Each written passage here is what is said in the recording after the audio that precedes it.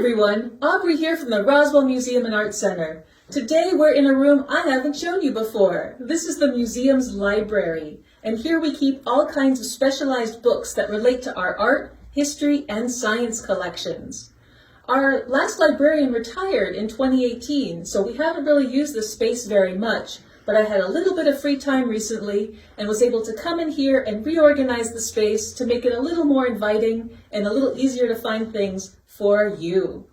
So what I wanted to show you first was our little station here. We've got a laptop computer that has now cataloged over 1,600 books that we have in here, and you'll be able to do a search for author or title or keyword and find what kind of books we have on that subject.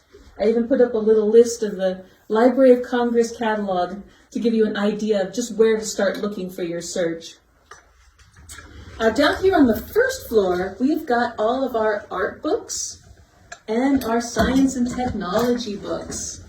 So if you need a book about George O'Keeffe, we've got about 10 of those, and I'll be able to point you to exactly the right spot for them.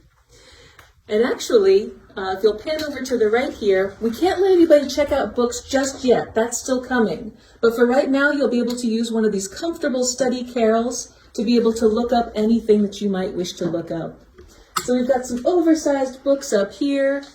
We've got some books. I'm still working on cataloging a few of them. That's going to be an ongoing project.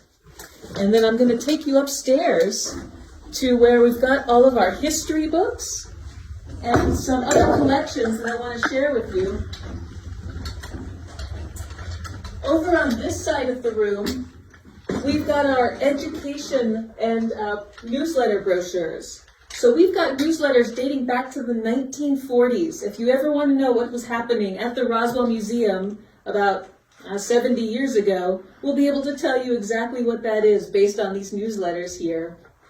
We've also got a collection of magazines that are relevant to the New Mexico area, to the arts. We've got El Palacio, we've got Journal of the Southwest, New Mexico Magazine. If you want to check any of these out, you certainly can come here and do that. And up here are all of our history books, many of which were donated by Rogers Aston, who was one of our great donors. The Aston collection of the American West was named after him.